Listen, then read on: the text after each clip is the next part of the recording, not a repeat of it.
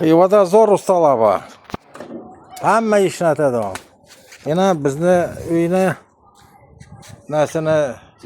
nasini zötib turibdi. Krisham boyadilar. Avay, hozir yana bu betonamatdilar yana zakonni aytib. Endi nayam keyin bu ustalarni men shu travertina tushirjakman. Bu ustalarni usta adınızı aytın qani? Serdar, aytaverasiz Kim? xizmat bo'lsa. Serdar. Bo'ldi. Ya o bala Serdar. Qani sana bir bana qarab ber. Adını ayt. Baxtiyar. Ina bu Sanjar. Kilonkani doğru yaramandı. Ina. Yana ayt bir narsa.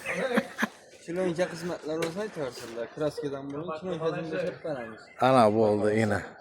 Zakonli usta. Kim? Baxtiyar, bana qarab ber. Vay qarab bersan, vay boy sana. Fransuz qizanmassan-ku, bana qarab ber o. Ha? Ha, qarab ber ina. O'zim shu usta dum uyalcan bu. Dum uyalcan ina. Ina bir anda bizni uyimiz o'tdilar ina.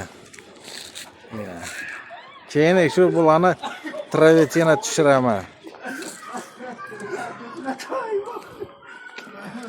Keyin travertina aytaman. O'zim piyoda yurmaydilar. Bu birovni damozi. Ana bu yandan birovni damozi. Xudoga shukr ishlab, shuni halol menat mashina olib turibdi bular. Zo'r ustalar. Uyalcan ustalar.